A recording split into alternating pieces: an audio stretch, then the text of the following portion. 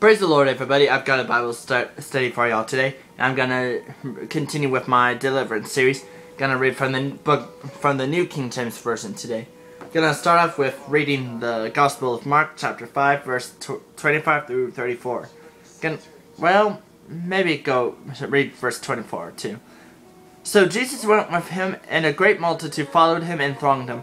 Now a certain woman had a flow of blood for 12 years, and had suffered many things from many physicians. She had spent all that she had, and was no better, but rather grew worse. When she heard about Jesus, she came behind him in the crowd, and touched his garment. For she said, "If only I may touch his clothes, I shall be made well." Immediately the fountain of her blood was dried up, and she felt in her body that she was healed of her affliction. And Jesus, immediately knowing in himself that power had gone out of him, and turned around in the crowd and said, "Who touched my clothes?" But his disciples said to him, "You see the multitude thronging you, and you say, 'Who touched me?'"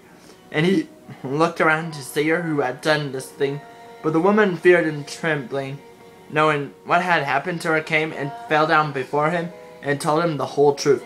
And he said to her, "Daughter, your faith has made you whole. Well, go in peace and be healed of your affliction." Whew. I'm going to title this message, Desire for Deliverance. Two of the greatest of Jesus' miracles is the healing of the woman with the blood issue of 12 years and blind Bartimaeus receiving his sight. I'll talk about him later. These two afflicted souls had a common link to the blessings: desire. The first thing we must do to position ourselves for deliverance is to desire it. The woman suffered the blood issue for 12 long years. She tried everything for healing, even enduring painful and terrible diagnostic tests and treatments by physicians that did nothing to help her condition, but rather make her condition worse. When we sin and have sin in our lives, we are just walking around with large gaping wounds on our spiritual bodies. We are bleeding spiritually as long as sin is in our lives. I'm gonna read from the book of Leviticus, chapter 15. Gonna read verse 25 through 27. If a woman has a discharge of blood for many days, other than at the time of her customary impurity, or if it runs beyond her usual time of impurity, all the days of her unclean discharge shall be as the days of her customary impurity. She shall be unclean. Every bed on which she lies all the days of her discharge shall be to her as the bed of the impurity, and whatever she sits on shall be unclean, as the uncleanness of her impurity. Whoever touches those things shall be unclean. He shall wash his clothes and bathe in water and be unclean until evening. So the woman was a social outcast in Israel because of the uncleanness of her condition. It is unknown if her condition is brought upon by sin or it was just by chance condition. When we have sin and gaping wounds in our lives, we are unclean and outcast to holiness. The woman always had a desire to be rid of her blood issue, but she just couldn't find the right physician. When she heard about Jesus, she just had to see the holy man for her healing. She heard all about him, and she heard all the great things he's done, and she just had to see him. When all her other attempts of healing were exhausted, she had one last chance, and that was Jesus. When all our attempts to get rid of our sin and heal up the gaping wounds in our spiritual bodies to no avail, we have one hope, and that is our only hope: Jesus Christ. A crowd followed Jesus, and a woman had to push her way through, even resorting to crawling to get to him.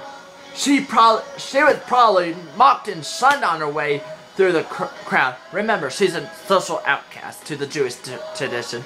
The woman's desire outweighed her past, outweighed her present condition, and outweighed her outside influences. When we try to reach Jesus, Satan tries to discourage us with our past, our present condition, and our outside influences. Sometimes you just gotta get on your knees and crawl to the altar and meet Jesus at the altar. The woman finally got a touch of Jesus, and her risk of faith was rewarded. She knew it was a risk to approach a holy man of God with her condition, and she took the risk by faith. It is always a risk to our carnal man to push through everything just to get to Jesus. We got to push through every carnal thing to get to Jesus for the healing and deliverance. Jesus stopped and asked who touched him. He felt the woman's touch out of all the brush bys of the crowd surrounding him. The woman stepped forward and fell at his feet to reveal everything to him. Of course, he already knew, but he wanted to hear it from her. Jesus wasn't going to chastise her.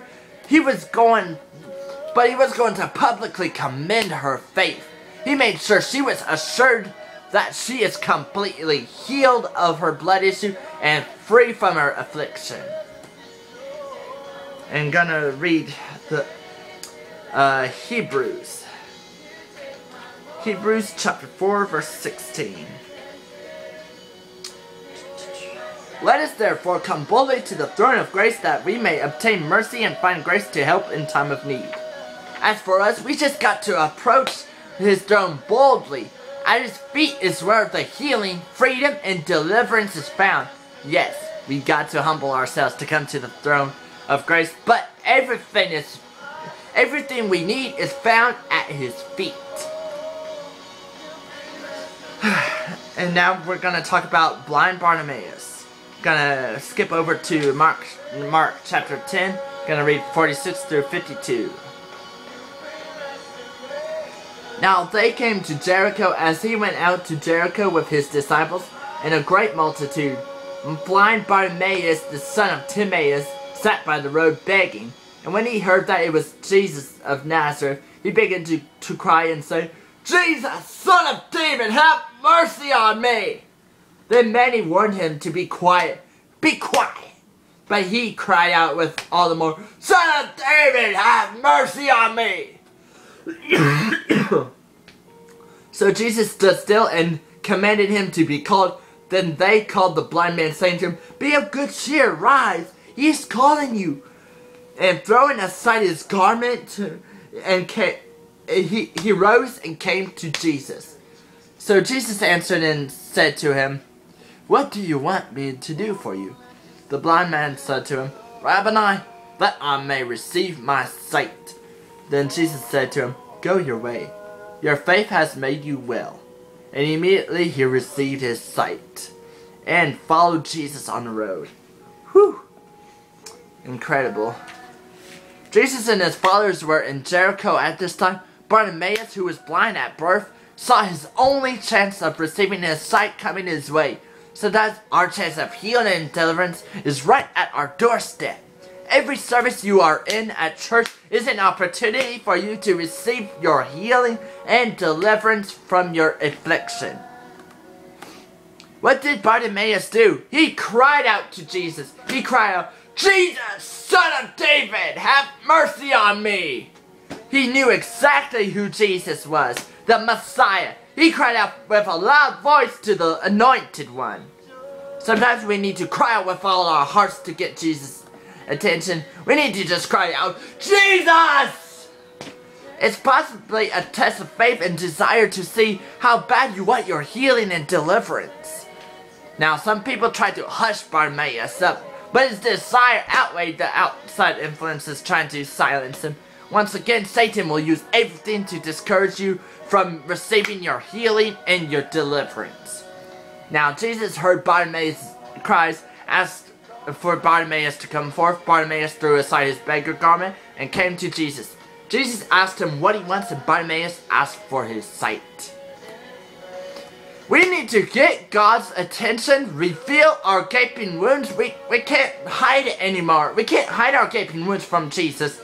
We need to show him the gaping wounds in our spiritual bodies and be real with Jesus. Just be real with Jesus and ask for it to be removed. Remove it from me. Remove this bloody this gaping wound from me. Ask for your healing and deliverance, and he shall receive your faith. He shall reward your faith in asking. Now I'm coming to my conclusion. The woman and Bartimaeus stood out because their desire for healing and deliverance outweighed their past, present conditions, and outside influences around them. If you want healing and deliverance, listen to me now, people. You you got to have a desire for it. And it must outweigh the weight of your past, your present condition, and the outside influences around you. So, stay tuned for the next 2 things you must do to position yourself for deliverance. God bless y'all in Jesus' name.